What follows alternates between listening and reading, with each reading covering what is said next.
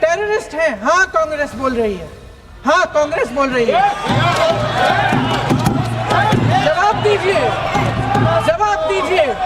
कांग्रेस बोल रही है, जवाब मांग रही है, जवाब दीजिए।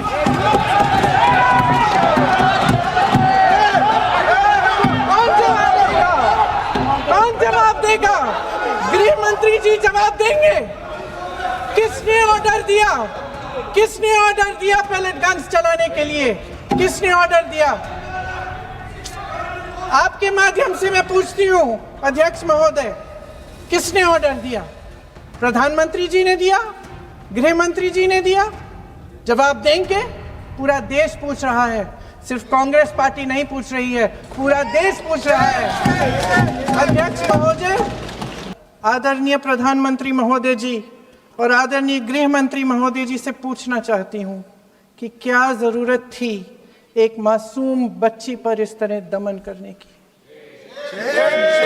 क्या जरूरत थी उन छात्रों पर आंसू गैस चलवाने की, उन पर लाठियां बरसाने की, उन पर वाटर कैनन्स चलवाने की? क्या जरूरत थी उन नौजवान लड़कियों को जलील करते हुए उनके कपड़े फाड़ने की, उनको बेरहमी से गंदी तरह पिटवाने की? देश के युवाओं पर पैलेट गन्स और AK-47 चलवाने की क्या आवश्यकता थी? क्या वे आतंकवादी थे? क्या आतंकवादी हैं? टेररिस्ट हैं? हाँ, कांग्रेस बोल रही है। हाँ, कांग्रेस बोल रही है। जवाब दीजिए, जवाब दीजिए। कांग्रेस बोल रही है, जवाब मांग रही है, जवाब दीजिए।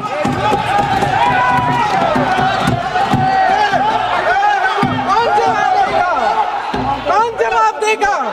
गृह मंत्री जी जवाब देंगे। किसने ऑर्डर दिया?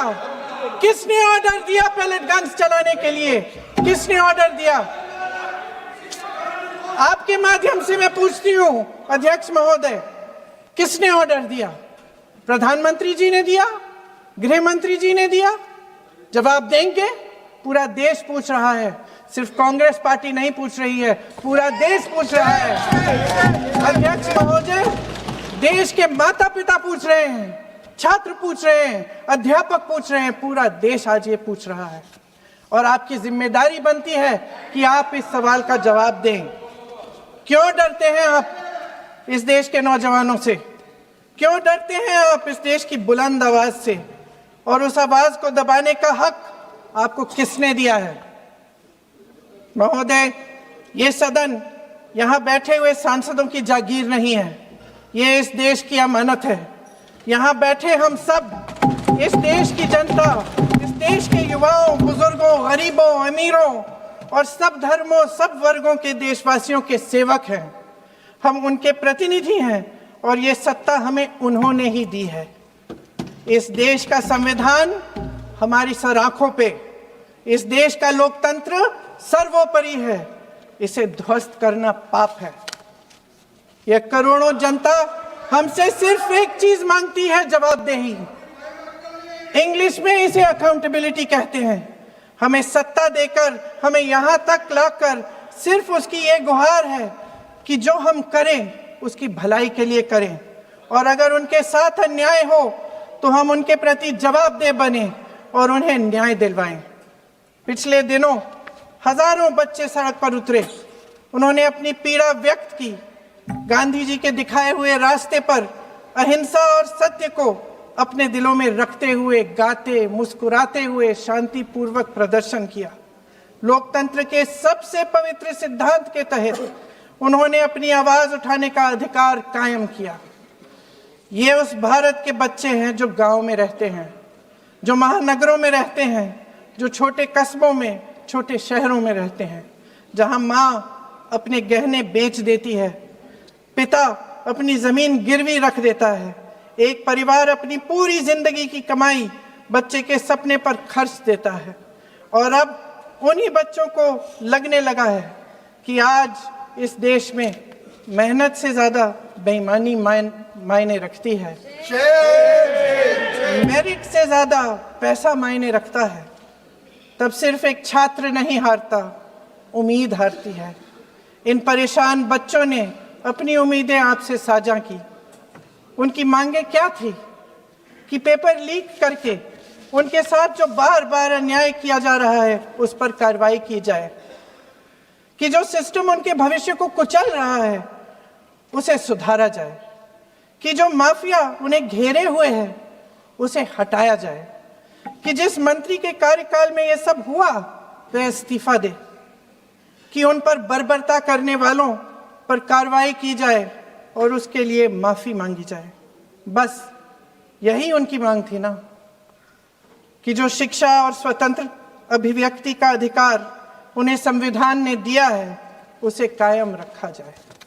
महोदय, हमारे एजुकेशन सिस्टम में कुछ समय से बहुत खामियां भर चुकी हैं। बच्चों पे जो प्रेशर डाला जाता है उसकी वजह से सैकड़ों बच्चों ने आत्महत्या कर डाली है। उससे भी ज्यादा बच्चे डिप्रेशन में डूब रहे हैं। परिवारों पर बच्चों को पढ़ाने लिखाने के लिए घूस, capitation fees, tuition fees, coaching fees आदि के घिनौने दबाव हैं। लोन लेने पड़ते हैं, सामान बेचना पड़ता है और उसके बावजूद कोई गारंटी नहीं कि उनके बच्चों के भविष्य मजबूत बन पाएंगे, क्योंकि बेरोजगारी चरम पे है। इस सरकार ने रोजगार पैदा करने वाले सभी सेक्टर्स को लगातार कमजोर किया। एग्जामिनेशन सिस्टम खुद फेल हो गया है। पिछले दशक में 152 पेपर लीक हुए, 750 करोड़ छात्र प्रभावित हुए, मगर एक भी दोषी, एक भी माफिया को सजा नहीं।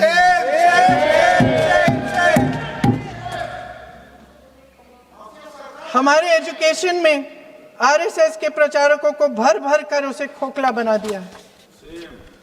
जबरदस्ती एनटीए बनवाकर सिस्टम का केंद्रीकरण करके उसे और भी उलझा दिया। देश के कुल बजट में, हाँ जी जबरदस्ती, आपने अभी अभी सुना तमिलनाडु के हमारे साथी क्या कह रहे थे। देश के कुल बजट में एजुकेशन बजट की हिस्सेदारी हर साल बढ़ाने की बजाय घटती जा रही है। 1.4 लाख करोड़ रुपया का पूरा बजट एजुकेशन बजट है और 1.32 लाख करोड़ सिर्फ नीट देने वाले 22 लाख बच्चों के परिवारों से हर साल खींचा जाता है। एक और शर्मनाक आंकड़ा भी है। 1.4 लाख करोड़ रुपया हमारा पूरा एजुकेशन बजट और 16 लाख करोड़ रुपए जो मौजूदा सरकार ने बड़े उद्योगपतियों के लोन माफ किए हैं। सोचिए कि इस सरकार की प्राथमिकताएं क्या है।